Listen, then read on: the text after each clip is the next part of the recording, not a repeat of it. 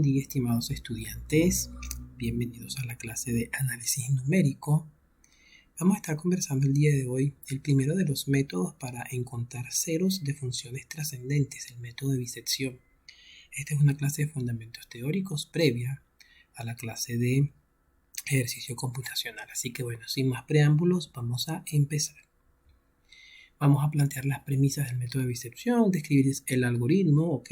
Vamos a estar conversando un poquito de la convergencia y el error del método de bisección y los criterios de parada. Bien, esos son los objetivos de esta pequeña clase. Así que bueno, fíjense lo siguiente. Hay un teorema muy tratado, muy visto en cálculo 1, ¿ok? Forma parte del curso básico de estudio de funciones. Y dice así, ¿no? Es el teorema del valor intermedio. Dice, si tienes una función definida, ¿okay?, desde un intervalo AB, conjunto de partida, intervalo AB, conjunto de llegada, todos los reales. Y esa función es continua en ese intervalo AB. Y se tiene f de A menor que f de B. ¿Ok? Si eso es así, entonces, para todo un número C perteneciente a B, existe un número K que pertenece al intervalo f de A, f de B, tal que f de C es igual a K. Esto lo vamos a ver un poco ahorita en un gráfico, ok, en un gráfico se ve mejor. Pero fíjense lo siguiente, nótese que si f de A y f de B en esta prueba tienen signos distintos, ok, entonces el 0 es un valor en AB. Y como eso sucede, entonces el método de bisección explota esta forma. Es como una especie de adaptación del teorema del valor intermedio para el cálculo de raíces. Fíjense lo siguiente, vamos a esta gráfica, ok. Fíjense, tengo dos puntos, ok, f de A, f de B. Bien. Tengo entonces un valor K en el medio de A y B, tal que f de C es igual a K. Bien, ahora, si f de A por f de B tienen un signo contrario, entonces el 0, ¿ok?, el eje estaría cortando a la silueta de la gráfica, por tanto el 0 sería un valor intermedio entre f de A y f de B. ¿Ok? Bien, entonces pasamos a definir el método de bisección. Entonces decimos que f es una función que cumple con las condiciones del valor del teorema del valor intermedio, entonces existe un valor r, tal que f de r es igual a 0. Bien, y explotamos entonces esa idea a través del siguiente algoritmo. Partimos de un intervalo inicial. Obviamente el algoritmo de bisección requiere que demos una aproximación del intervalo que contiene la raíz de inicio. Bien, y calculamos las iteraciones a través de simplemente sumar los extremos del intervalo y dividirlos entre 2. Ese valor C sub i que obtenemos lo evaluamos en la función.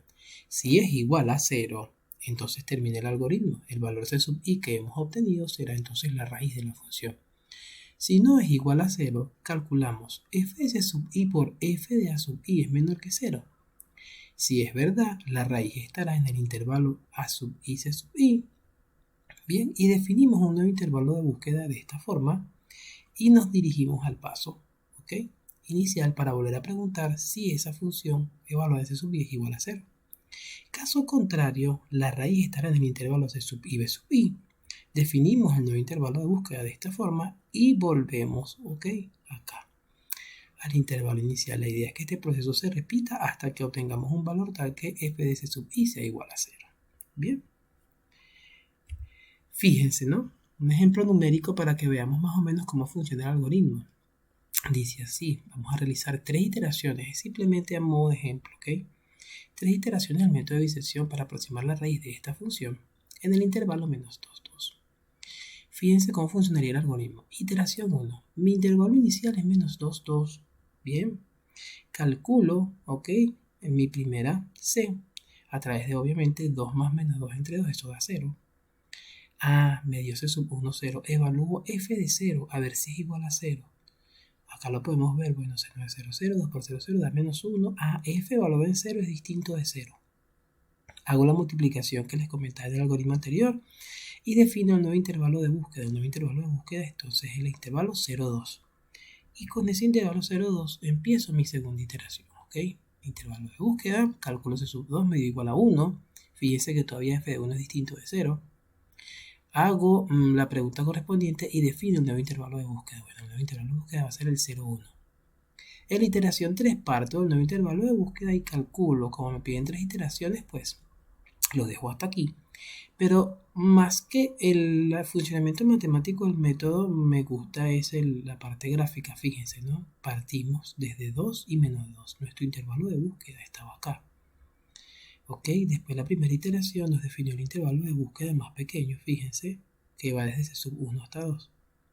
Después obtuvimos el valor de C sub 2. Entonces fíjense cómo el intervalo de búsqueda se hizo más chico. Y finalmente cuando obtuvimos C sub 3, fíjense cómo el intervalo de búsqueda se hizo más pequeño aún.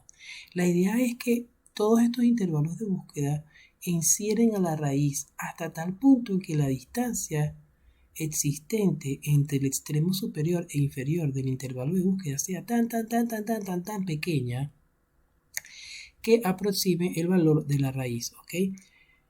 Ahora, fíjense lo siguiente. Para que eso funcione computacionalmente requerimos de criterios de parada, ¿ok? No podemos obviamente aplicar el método infinitas veces. Entonces se proponen, o la mayoría de los autores proponen, este par de criterios de parada. Fijar un máximo número de iteraciones y establecer una cota de error permitido. Está demostrado, harto en la bibliografía, que el error E cometido tras realizar n mayor o igual que 0 iteraciones del método de bicepción, dado por esta expresión, y que para lograr un error inferior a epsilon, el número de iteraciones n a realizar, dado por esta expresión. Puedes hacer uso de este par de ecuaciones como criterio de parada. Hay uno que es muy utilizado, inclusive lo vamos a utilizar en clase, que es la tolerancia, ¿no? La tolerancia es, bueno, qué diferencia entre el iterado que hemos calculado y el iterado interior podemos permitir. Y eso nos puede dar una medida de qué tan buena sea nuestra aproximación. Fíjense, hay muchos autores que dicen a mayor número de iteraciones la aproximación a la raíz es mejor. Obviamente eso quizás a simple vista sea así, sin embargo les recuerdo que un mayor número de iteraciones, dependiendo de los cálculos involucrados, de la naturaleza de la función, etc., también puede ocasionar una propagación del error mayor por el aumento del número de operaciones. Así que hay que tener cuidado con ese tipo de cosas que uno lee por allí. De momento, cuando estemos haciendo el ejercicio computacional, les explicaré un poquito más acerca de eso. Fíjense lo siguiente, el método de bisección es un método que asegura convergencia, ¿ok? Hay métodos que aseguran convergencia y métodos que no. El método de bisección asegura convergencia. Y a través de este teorema, fíjense, si R es un valor tal que FR es igual a 0, el método de bisección se genera n veces y genera una sucesión tal que el límite cuando n tiende a infinito de esa sucesión es igual a R, donde R, bueno, es la raíz que estamos buscando. Ese teorema está también muy demostrado en la bibliografía y asegura la convergencia del método de bisección. Fíjense otra parte acá. Yo les comentaba clases anteriores acerca del orden de convergencia a través de un límite que era un poquito tedioso a la vista. Sin embargo, para estos métodos iterativos tenemos que esta ecuación nos permite a nosotros de alguna forma determinar la tasa de convergencia y el orden de convergencia de los métodos que vamos a estar viendo, ¿ok? Entonces, partiendo de esta ecuación, ¿ok? Tenemos el siguiente teorema. El orden P y la tasa de convergencia beta del método de bisección son P igual a 1, convergencia lineal. El método de bisección es un método que tiene convergencia lineal y tasa de convergencia igual a 1/2, ¿ok? Fíjense lo siguiente, el método de bisección asegura convergencia, pero es uno de los métodos cuya convergencia es menos rápida, ¿ok? Entonces, bueno, te doy seguridad de que vamos a encontrar el resultado, pero a una velocidad baja. Ahí tienes una ventaja y una desventaja de este método. Bien, chicos, eso ha sido todo lo que tiene que ver con los fundamentos teóricos del método de bisección. Los veo en la próxima clase para el ejercicio computacional.